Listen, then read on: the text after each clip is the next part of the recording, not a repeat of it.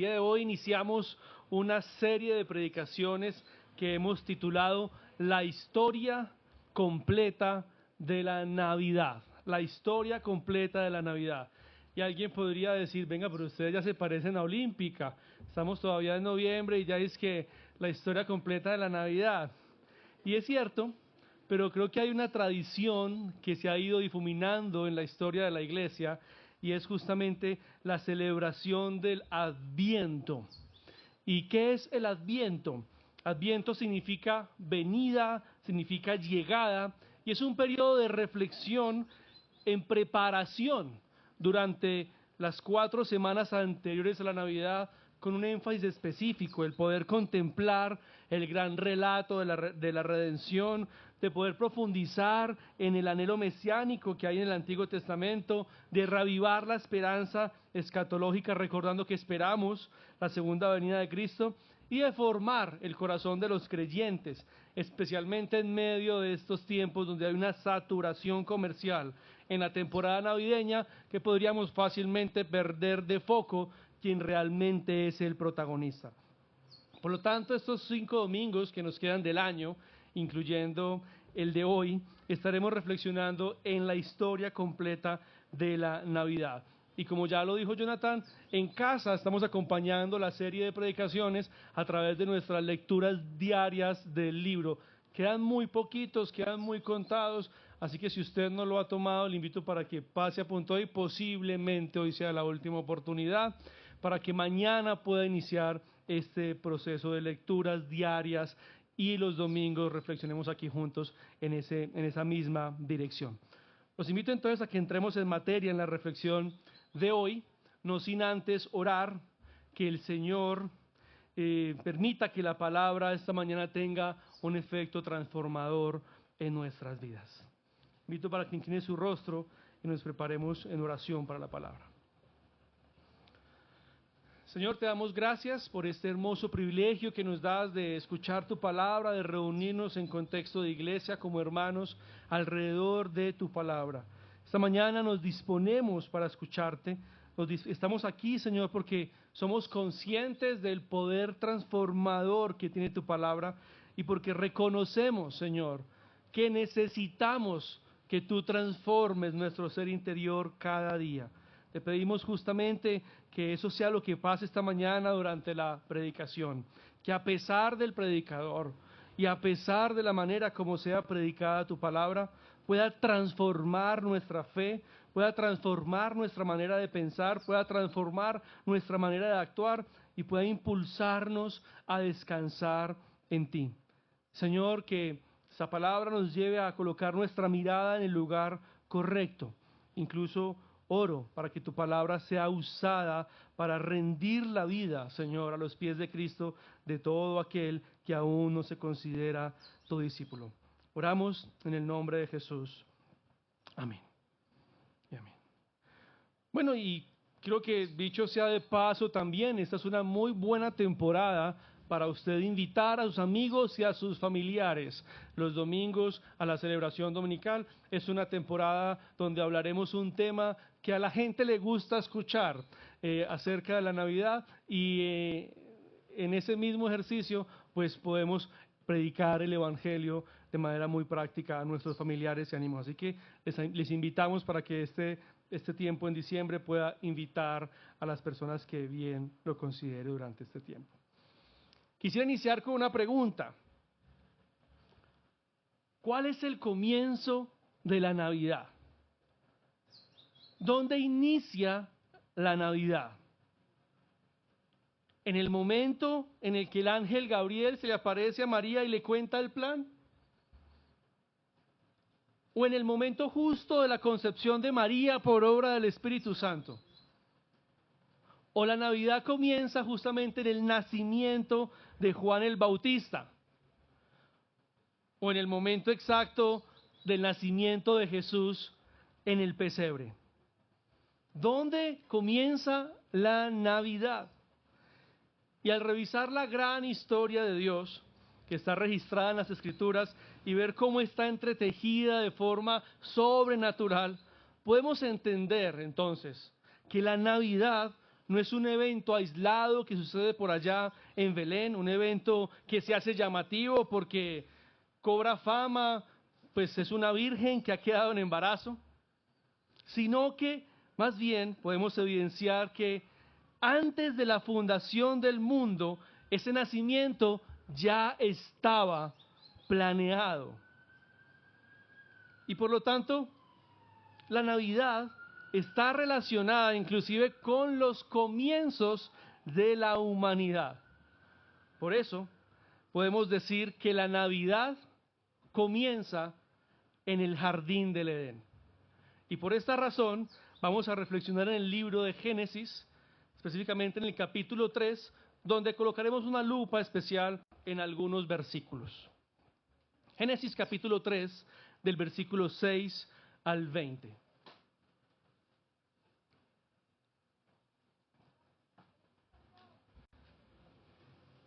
¿Lo tenemos en nuestras Biblias?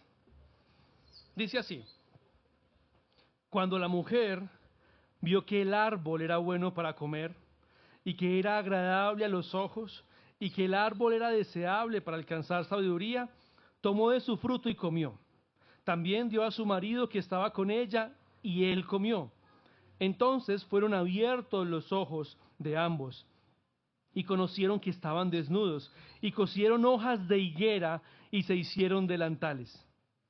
Y oyeron al Señor Dios que se paseaba en el huerto al fresco del día. Entonces el hombre y su mujer se escondieron de la presencia del Señor entre los árboles del huerto. Pero el Señor Dios llamó al hombre y le dijo: ¿dónde estás? Y él respondió: te oí en el huerto, tuve miedo porque estaba desnudo y me escondí. ¿Quién te ha hecho saber que estás desnudo?, le preguntó Dios. ¿Has comido del árbol del cual yo te mandé que no comieras? El hombre respondió: la mujer que tú me diste por compañera me dio del árbol y yo comí. Entonces el Señor dijo a la mujer: ¿qué es esto que has hecho? La serpiente me engañó y yo comí, respondió la mujer. Y el Señor dijo a la serpiente: por cuanto has hecho esto, maldita serás más que todos los animales y más que todas las bestias del campo. Sobre tu vientre andarás y polvo comerás todos los días de tu vida. Pondré enemistad entre tú y la mujer, y entre tu simiente y su simiente. Él te herirá en la cabeza, y tú lo herirás en el talón. A la mujer dijo: en gran manera multiplicaré tu dolor en el parto. Con dolor darás a luz a tus hijos, con todo tu deseo será para tu marido, y él tendrá dominio sobre ti. Entonces el Señor dijo a Adán: por cuanto has escuchado la voz de tu mujer y has comido del árbol del cual te ordené, diciendo: no comerás de él, maldita será la tierra por tu causa. Con trabajo comerás de ella todos los días de tu vida. Espinos y cardos te producirá, y comerás de las plantas del campo. Y con el sudor de tu rostro comerás el pan, hasta que vuelvas a la tierra, porque de ella fuiste tomado, polvo eres, y al polvo volverás. El hombre le puso por nombre Eva a su mujer, porque ella era la madre de todos los vivientes. El Señor Dios hizo vestiduras de piel para Adán y su mujer y los vistió. Para efecto de esta reflexión, vamos a revisar uno de los temas de los que no nos gusta hablar mucho. Es uno de los temas al cual le hacemos el quite con mucha facilidad. Vamos a hablar de la muerte. Y observemos en este texto las dinámicas de la muerte en las que ahora el ser humano ha quedado preso, y la respuesta de Dios a esa condición. Y usted se estará preguntando: ¿cómo así que vamos a hablar de la muerte? Esta no es una reflexión de Adviento. ¿Acaso Navidad no significa nacimiento? ¿Por qué entonces vamos a hablar de la muerte? Efectivamente son temas aparentemente distantes, pero en el texto que acabamos de leer están tan solo unos versículos de distancia y están muy bien relacionados. Por esta razón, la reflexión de esta mañana se titula De la muerte y la Navidad. De la muerte y la Navidad. Versículos anteriores al texto que acabamos de leer nos presentan la primera mención respecto a la muerte en el capítulo 2, donde dice el Señor: de todo árbol del huerto podrás comer, pero del árbol del conocimiento del bien y del mal no comerás, porque el día que comas, ciertamente morirás. Aquí encontramos en la Biblia la primera vez que se menciona la muerte. Y es la primera vez que se menciona la muerte en toda la historia de la humanidad. Es importante anotar que esta primera aparición de la muerte se habla como una realidad imaginaria que no hace parte del presente. ¿Qué es la muerte?, le preguntaríamos a Adán en ese entonces, y él diría: pues lo que el Señor dice que nos va a pasar si comemos del árbol. Pero no tiene más información de lo que es la muerte. Es importante entonces que nosotros podamos aclarar que la muerte no hace parte del diseño original de la creación. En ese mundo es en el que usted y yo fuimos, para el cual usted y yo fuimos creados. Un mundo en el que la muerte no existe. Solo basta con cerrar los ojos e imaginar ese mundo donde los que se fueron no se han ido. Y donde los que no se han ido, no se irán. Para ese mundo es justamente para el que nosotros fuimos diseñados. Inicialmente la muerte aparece solamente como una remota posibilidad. Estadísticamente podríamos decir una posibilidad muy baja, pues podrían comer de todos los árboles, de todos los frutos que había en el jardín, solamente de uno no podían comer. Si hacemos la suposición de que en el huerto habían 100 árboles, pues estaríamos hablando de que la muerte aparece como el 1% de la posibilidad entre todos los árboles del jardín. Y podemos creer que en el jardín posiblemente, estamos suponiendo, habrían más de 100 árboles. La segunda vez que aparece la muerte en Génesis es como una imposibilidad. Y aparece en los primeros versículos del capítulo 3, que no leímos en la lectura que hicimos inicialmente. La serpiente le dice a Eva: morirán. Dios les dijo que morirán. ¿De dónde sacan eso? Ciertamente no morirán. Eso es mentira. Eso de la muerte es un mito. Una imposibilidad. Pero en el versículo 19 del capítulo 3 que acabamos de leer, aparece la muerte en otro escenario muy diferente. Aparece la muerte por tercera vez en el libro de Génesis. Y en este punto, la muerte ya no aparece como una remota posibilidad, ni como una imposibilidad. Ahora ya encontramos la muerte como una sentencia real. Esa advertencia: si te vas por ese camino, morirás, deja de ser una advertencia y ahora se convierte en una sentencia real. Al polvo volverás. Ese es el efecto desintegrador del pecado. Al polvo volverás. La humanidad recibió una sentencia completamente lamentable, catastrófica, desconocida, insoportable, terrorífica. La sentencia de tener que morir, la cual no viene sola. Viene acompañada de un paquete de variables aterradoras que desintegran el diseño perfecto de Dios para la vida humana. ¿Hay alguien en este auditorio que esté libre de pecado?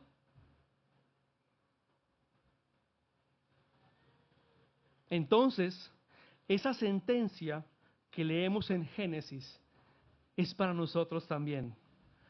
Al polvo volveremos. Por eso morimos, porque somos pecadores. Romanos 6:23 dice, porque la paga del pecado es muerte, justamente haciendo referencia a aquella sentencia del Génesis que atravesó la humanidad. Al polvo volverás. Alguien puede decir, bueno, pues no es tan grave. Si he de morirme, pues me muero y ya. Si es el efecto del pecado, pues no es para tanto. Como dijo Mark Twain, no le temo a la muerte. Había estado muerto durante miles y millones de años antes de que naciera y no habría sufrido mayor inconveniente con eso.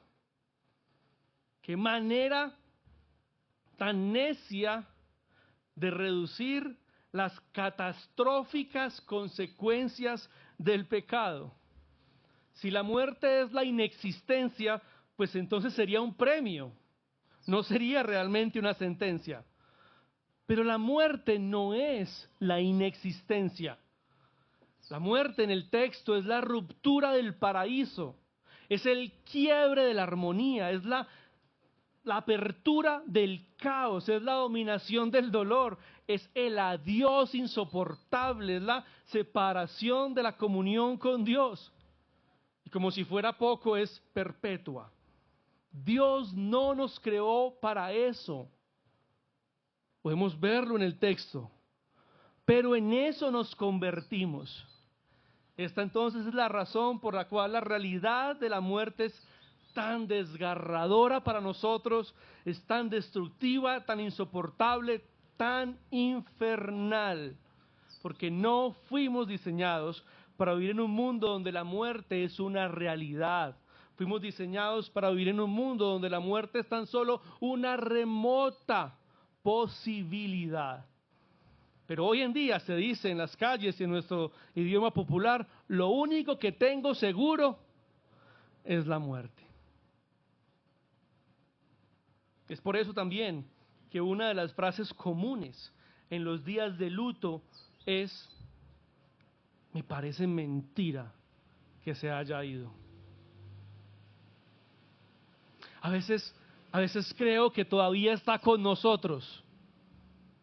Son frases que se escuchan en tiempos de luto. La razón por la que la muerte parece tan mala y tan antinatural es porque es mala y es antinatural. No sé si esté bien dicho, murió de muerte natural. Cuando la muerte en sí misma no es natural. Por más normal que sea, por más cotidiana que sea, jamás estaremos preparados para ella, jamás la superaremos, jamás la aceptaremos. Ahora todo está perdido para el hombre, el paraíso se rompe, la armonía se quiebra, el caos se avecina, el dolor reclama su lugar y la comunión con Dios desaparece. Adán y Eva se disponen a partir hacia una película de terror. Y lo leímos en el texto. Su única estrategia de supervivencia es un insignificante taparrabo. Es lo único en lo que se les ocurre pensar para enfrentar la tragedia que se les avecina después de haber tomado el camino que Dios les había dicho que no tomaran. Corren a coser unas hojitas de higuera y con eso pretenden resolver su condición. Creo que actuamos de una manera muy similar cuando intentamos resolver el caos que nosotros mismos creamos. Cuando intentamos resolver por nuestra propia cuenta en lo que nosotros mismos nos metimos. Unas consecuencias inmensas a lo que respondemos con decisiones simplistas. Listo, borrón y cuenta nuevo, aquí no pasa nada, nos tapamos con lo que podemos como si nada y seguimos. Creo que nos encontramos en una sociedad donde muchos están en la tarea de poner su confianza en diferentes taparrabos. con lo que pretenden simular que aún viven en el paraíso, incluso quienes pretenden ignorar que la muerte es una realidad en sus vidas. Tapan la realidad con montañas de riqueza o posiciones laborales de prestigio o una vida exitosa en las redes sociales o viajando por todo el mundo, cirugías estéticas, qué sé yo, diferentes taparrabos que son insuficientes para resolver la situación real de lo más profundo del corazón. ¿En serio tu estrategia para salir bien librado es ese taparrabos? Podría haber preguntado el Señor. ¿De verdad estás poniendo tu esperanza en eso? ¿Acaso no eres consciente del tamaño del problema que tienes en este momento? ¿Pretendes que el problema que tienes delante de Dios sea resuelto por esas hojitas? Y entonces, al ver el Señor la insuficiencia de los taparrabos de Adán y Eva, bueno, la Biblia es más elegante, dice delantal, les sale al encuentro y les da un regalo. Pero no es un regalo común, como lo que nosotros damos en Navidad. Este es un regalo diferente en un contexto muy atípico. Génesis 3:21, que leímos hace un momento, dice: el Señor Dios hizo vestiduras de piel para Adán y su mujer y los vistió.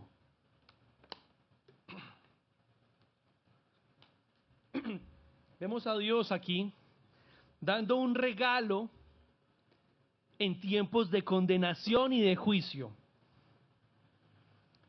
Los regalos se dan en tiempo de celebración, los regalos se dan en ocasiones de reconocimiento, un regalo tiene lugar cuando hay gratitud, cuando hay admiración, los regalos se dan en Navidad. Alguien podría decir, no, los regalos se pueden dar en cualquier día, en un día normal. Y tienes razón, pero lo que también es cierto es que hay ocasiones en que no se dan regalos, hay circunstancias en las que un regalo no cabe. Y en esas circunstancias es donde está Adán y Eva, justamente en esa circunstancia. Acaban de romper el paraíso, han echado a perder en un segundo la majestuosidad de la creación que se ha narrado en los versículos anteriores. Son merecedores del destierro, son ahora merecedores de la sentencia de muerte. Es más, acaban de escuchar la sentencia: al polvo volverás. No es este un momento para regalos. Y es justo allí, cuando no es tiempo propicio para regalos, que Dios interrumpe el curso natural de la historia con un regalo. El Dios que adoramos suele atravesar regalos de gracia en nuestra historia. Dios tiene la tendencia a atravesar regalos donde ellos no caben, regalos fuera de contexto, regalos que no merecemos. Imaginemos que mucho tiempo después, Adán y Eva están por allí en el centro comercial luciendo su abrigo, pinchados, y se les acerca una pareja y les dice: ¡qué abrigo tan espectacular! ¿Dónde lo compraron? Ellos dicen: no lo regalaron. ¿Quién se lo regaló? El Señor. El Señor les regaló ese abrigo. Ustedes deben ser unos santos. Ustedes deben ser muy obedientes. Ustedes deben ser unos adoradores en potencia. El Señor tuvo semejante benevolencia de regalarles ese abrigo. Adán y Eva se miran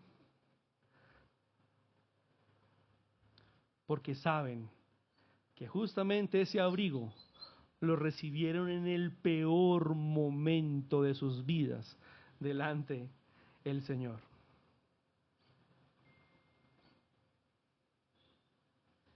Ese es el Dios que adoramos. No es un Dios que se mueve en las dinámicas básicas de la meritocracia, Si te portas bien te doy, si te portas mal te quito. El Señor se mueve conforme a su gracia y la gracia no obedece esas reglas. Su gracia responde al propósito de Dios en Cristo, al pacto de gracia y no a las dinámicas de tus obras. ¿Crees que eres merecedor de bendiciones porque estás caminando derecho en los últimos días? ¿Crees que eres merecedor del desprecio del Señor porque últimamente estás teniendo malas actitudes? Dios no se mueve de esa manera. La gracia no obedece esas reglas. Simplemente el Señor puede manifestar su bondad en los momentos menos indicados.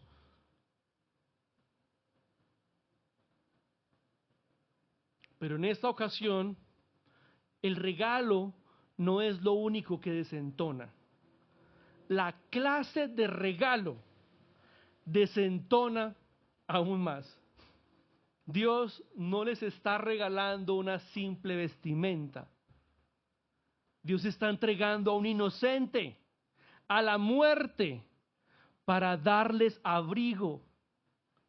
Podríamos decir, les está regalando una muerte que abriga. No les está dando simplemente el abrigo de un muerto. La que posiblemente fue la primera muerte física de la historia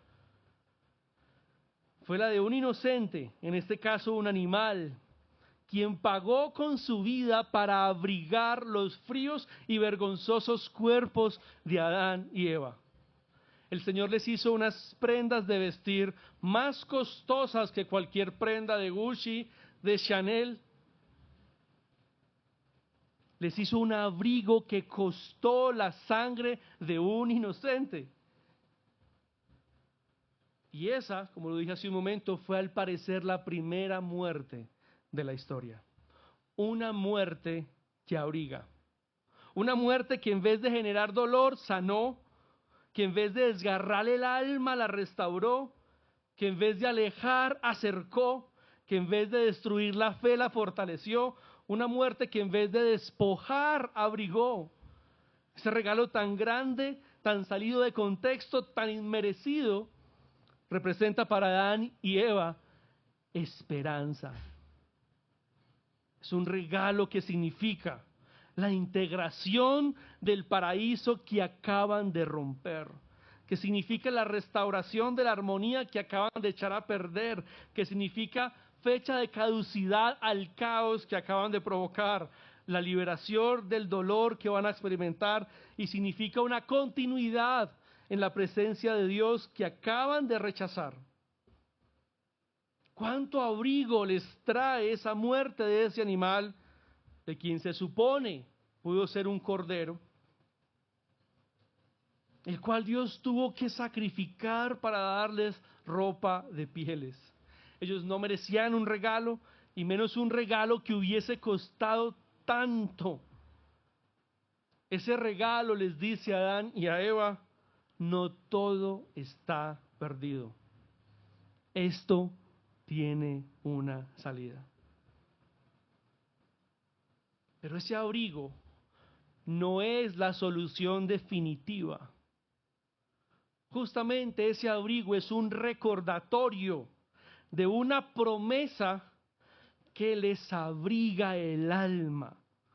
Es el sello que les afirma el compromiso que Dios ha establecido con la humanidad de sacarlos de esa situación infernal.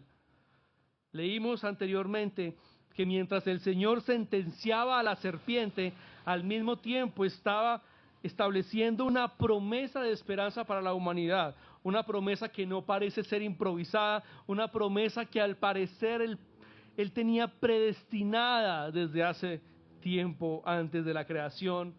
En Génesis 3:14, cuando le dice a la serpiente: más que todos los animales, tanto domésticos como salvajes, andarás sobre tu vientre, arrastrándote por el polvo durante toda tu vida, y pondré hostilidad entre tú y la mujer, y entre tu descendencia y la descendencia de ella.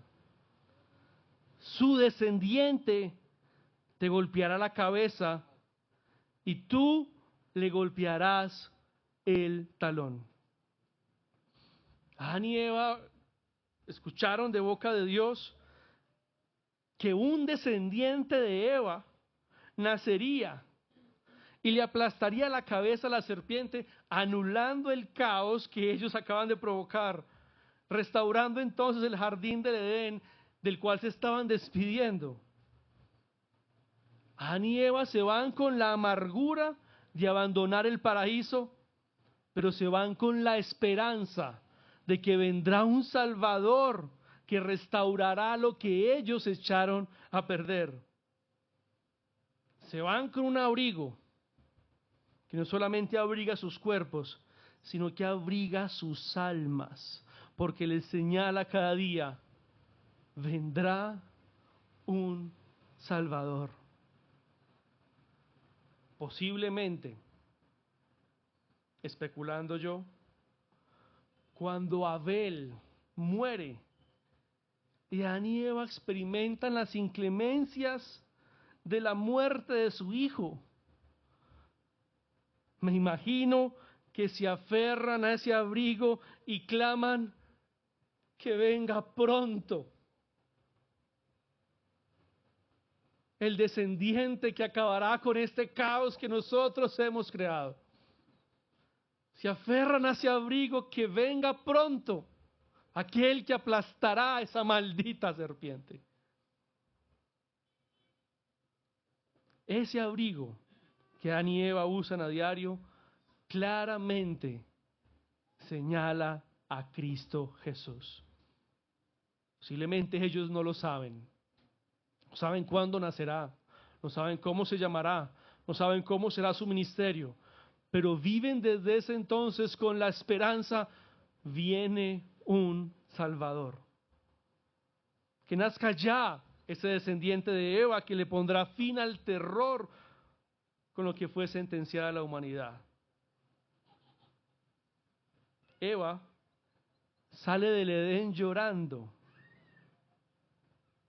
y María llega a Belén cargando aquel que seca las lágrimas de Eva. La Navidad no es un cuento bonito, es la reparación de la tragedia humana. Desde el jardín del Edén, entonces, el ser humano está esperando por la Navidad. Antes de que el ángel anunciara el embarazo de María, Dios mismo anunció el nacimiento en Génesis: un descendiente tuyo vendrá. La primera vez que fue anunciada la Navidad fue en el jardín del Edén. Desde el comienzo de la creación misma está aguardando la llegada de aquel que aplastará la cabeza de la serpiente y los efectos de su plan. La Navidad es el movimiento de Dios para revertir la sentencia que pesa sobre nosotros. El nacimiento de Cristo es la irrupción del Dios que dice: la serpiente no tendrá la última palabra.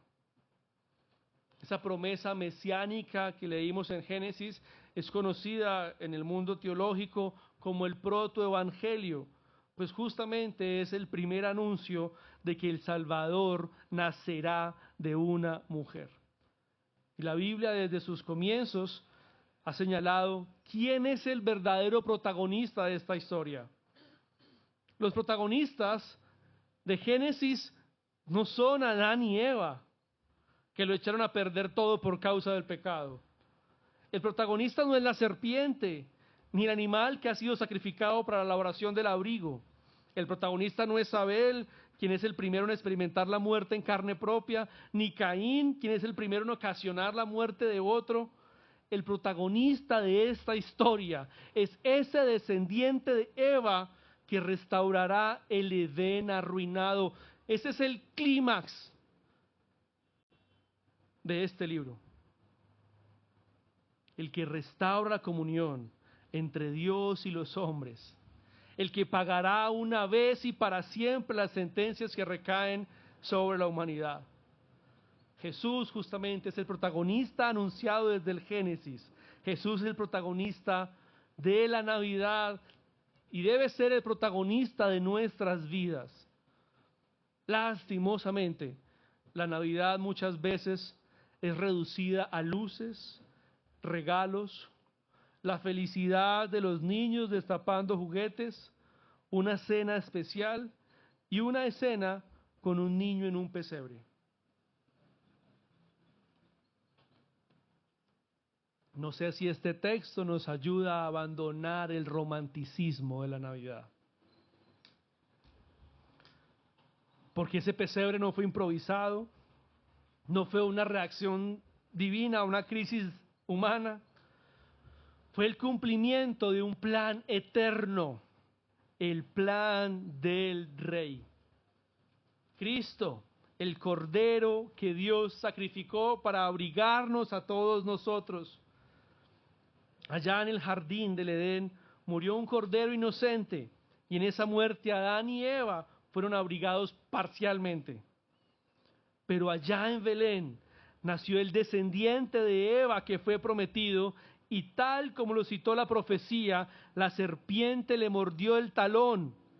Murió Cristo inocente, el cual no cometió pecado, pero Cristo aplastó la cabeza de la serpiente en la resurrección, poniendo fin a las ruinas que la serpiente había ocasionado.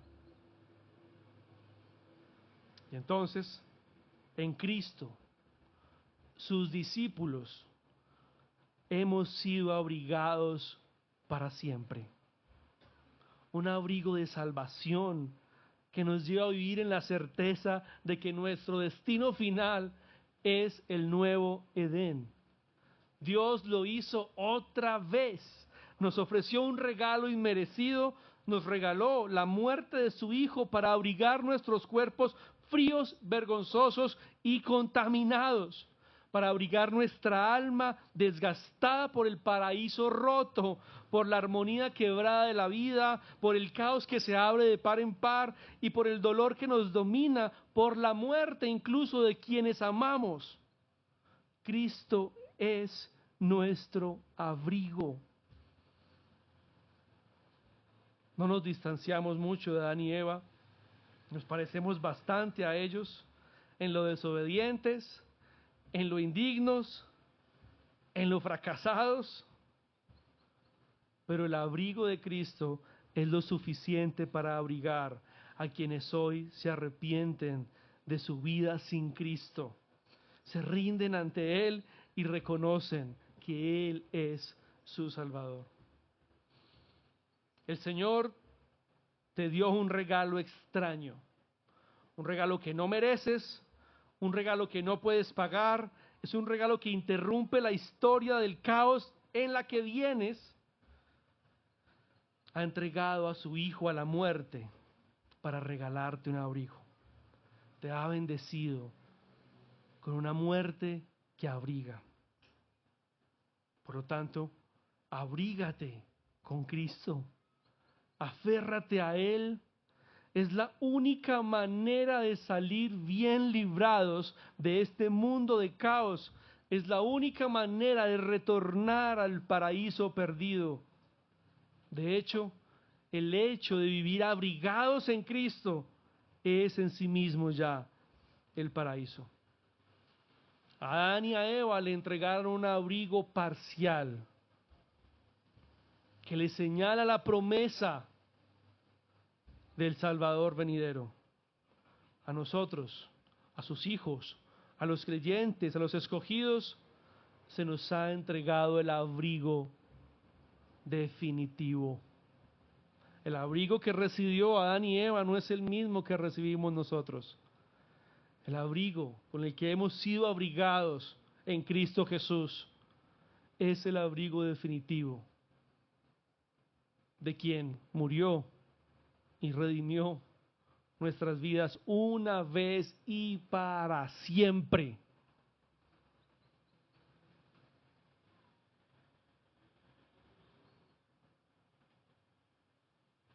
No sigas confiando en ese taparrabos que representa tus esfuerzos por salir bien librado.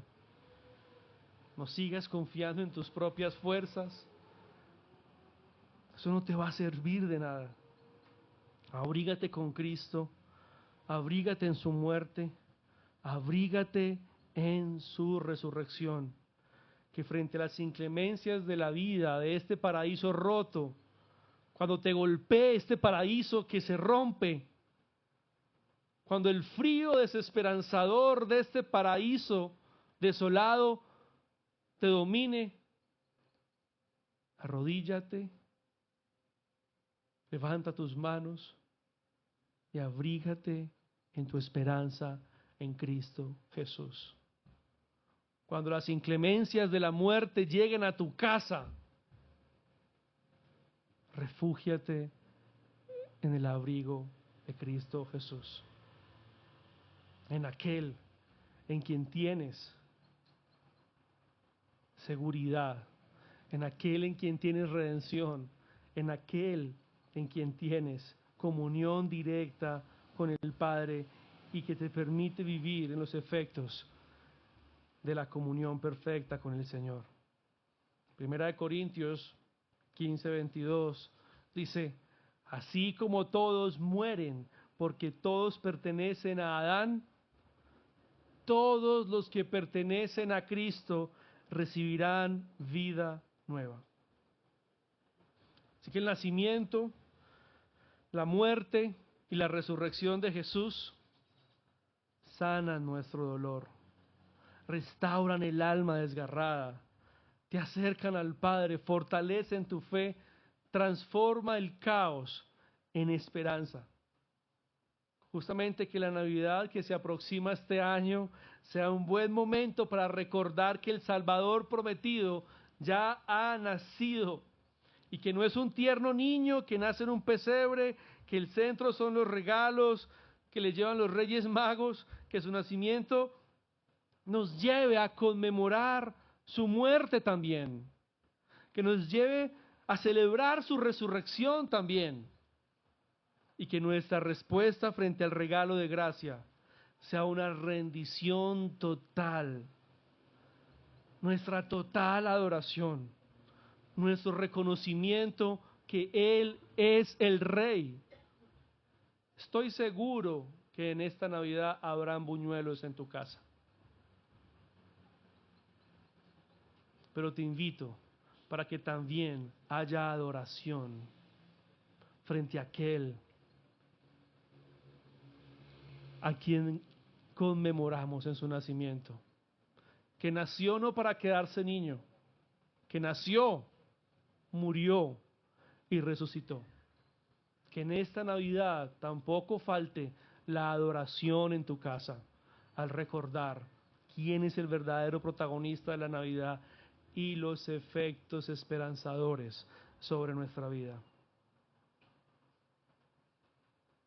Hemos visto que la Navidad no comenzó en Belén, sino en el Edén, cuando Dios prometió que un descendiente vencería a la serpiente y revertiría el caso de pecado que el ser humano ha traído.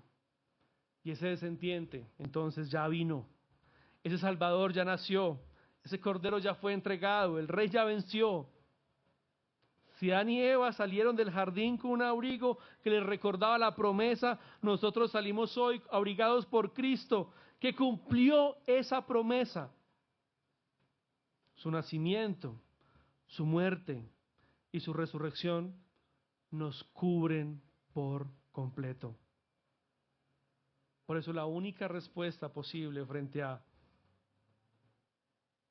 esta reflexión es adorarlo, no desde el miedo, sino desde la gratitud, no para ganar su favor, sino porque ya lo hemos recibido en abundancia. La invitación, iglesia, es a que levantemos nuestra voz y adoremos al Dios que diseñó la Navidad desde la eternidad y que nos ha vestido con la gracia de su Hijo. Adoremos a Cristo, nuestro abrigo, nuestro Salvador, nuestro Rey. Que el Señor te abrigue en medio del frío que sientes por estos días.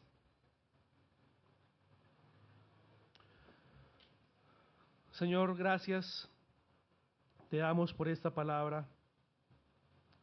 A ti, Dios eterno, que antes de que existiera el tiempo escribiste la historia de la Navidad.